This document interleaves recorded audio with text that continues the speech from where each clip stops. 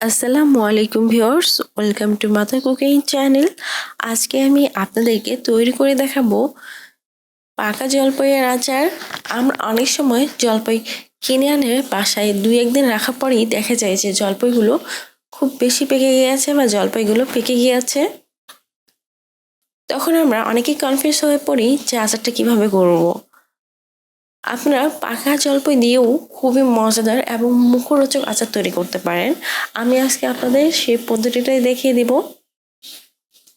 চলুন তাহলে শুরু করা যাক।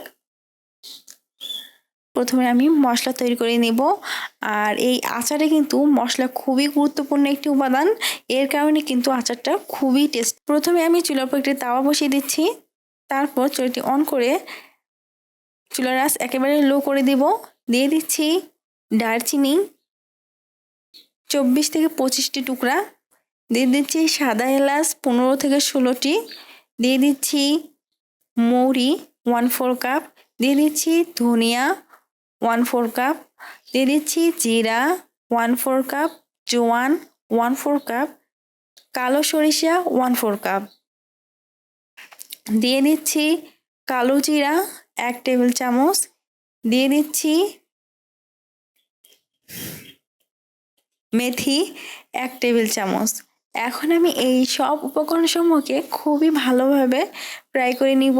আর অবশ্যই চুলার আঁচ লো করে এই মশলাগুলোকে ফ্রাই করবেন, নতুবা মশলাগুলো কিন্তু খুব ভালোভাবে ফ্রাই হবে না, অথচ পুরা লেগে যাবে। তাই আমি খুব সাবধানতার সাথে এই মশলাগুলোকে ফ্রাই করে নিচ্ছি।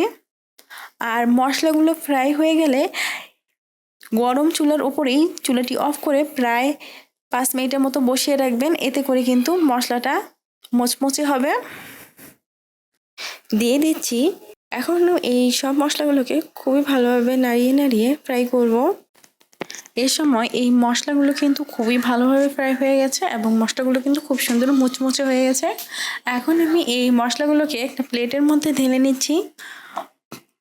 এখন আমি তাওয়াটি আবারও চুলার উপর বসিয়ে দিব এবং দিয়ে দিচ্ছি শুকনো মরিচ 1 কাপ। এখন আমি এই শুকনো মরিচগুলোকে খুবই ভালোভাবে ফ্রাই করে নিব। আর ফ্রাই করা প্রায় হয়ে গেলে আমি চুলাটি বন্ধ করে এই তাওয়ার উপরে এই শুকনো মরিচগুলো রেখে দেব। এতে করে কিন্তু শুকনো মরিচগুলো খুব সুন্দর মুচমুচে হবে এবং খুব ভালোভাবে গুঁড়ো হবে। এর মধ্যে আমি এই মশলাগুলোকে একটা মিক্সচারের মধ্যে ঢেলে দিচ্ছি এবং এই মশলাগুলোকে খুবই ভালোভাবে ব্লেন্ড করে নিব। আপনারা দেখতে পাচ্ছেন যে মশলাগুলো কিন্তু খুবই ভালোভাবে ব্লেন্ড হয়ে গেছে। এখন আমি এই মশলাগুলোকে একটি প্লেটের মধ্যে ঢেলে নিচ্ছি। এখন আমি এর মধ্যে দিয়ে দিব শুকনো মরিচ। আর এই শুকনো মরিচগুলো খুবই ভালোভাবে ভাজা হয়ে গেছে এবং খুব সুন্দর মুচমুচে হয়েছে। এখন আমি এই শুকনো মরিচগুলোকে হালকা করে ব্লেন্ড করে নিব, খুব বেশি গুঁড়া করা যাবে না।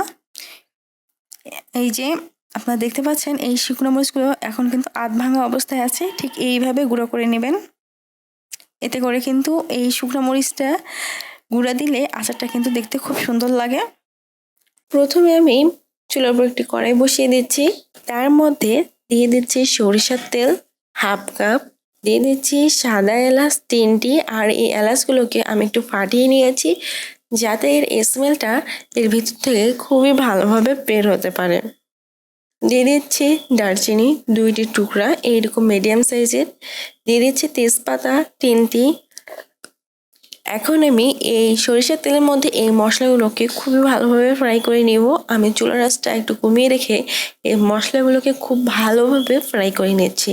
আর এভাবে ফ্রাই করে নেওয়ার কারণে এই মশলাগুলো থেকে কিন্তু খুবই সুন্দর একটা স্মেল বের হয়েছে। এখন আমি এর মধ্যে দিয়ে দিব পাকা জলপাই। আমি এই পাকা জলপাইগুলোকে হাত দিয়ে ভেঙে নিয়েছি। প্রত্যেকটা পাকা জলপাইকে আমি খুব ভালোভাবে হাত দিয়ে এভাবে ভেঙে নিয়েছি। এখন আমি এগুলো দিয়ে দিচ্ছি কড়াইয়ের মধ্যে। তারপর অনবরত কষিয়ে কষিয়ে এই জলপাইগুলোকে রান্না করছি। আর এখানে একটা বিষয় মাথায় রাখবেন যে জলপাইটা পেকে গেলে কিন্তু জলপাইটা সিদ্ধ করে নেওয়ার কোনো প্রয়োজন নেই। আপনার জলপাইটাকে হাত দিয়ে ভেঙে ভেঙে এভাবে আচারটা করতে পারবেন। আর এতে করে কিন্তু আচারের টেস্টটা আরো বেশি আসবে। এখন আমি এর মধ্যে দিয়ে দিচ্ছি হলুদের গুঁড়া 1 চা চামচ, মরিচের গুঁড়া 2 টেবিল চামচ, লবণ 1 টেবিল চামচ, স্পেশাল আচারের মশলা 2 টেবিল চামচ। এখন আমি এগুলোকে খুবই ভালোভাবে নাড়িয়ে দিচ্ছি যাতে লবণ, হলুদের গুঁড়া, মরিচের গুঁড়া এবং মশলার গুঁড়া খুবই ভালোভাবে আচারের সাথে লেগে যায়। খুব ভালোভাবে নাড়িয়ে দেওয়া হয়ে গেলে দিয়ে দিচ্ছি গুড় 500 গ্রাম। আমি এই গুড়গুলোকে এরকম ছোট ছোট করে কেটে নিয়েছি। তারপর এই জলপাইয়ের আচারের মধ্যে দিয়ে দিয়েছি। জলপাইয়ের আচারে গুড় ব্যবহার করলে আচারের টেস্টটা কিন্তু অনেকটাই বেড়ে যায়, তাই আমি এখানে গুড় ব্যবহার করেছি। এখন আমি অনবরত কষিয়ে কষিয়ে এই আচারটাকে রান্না করব।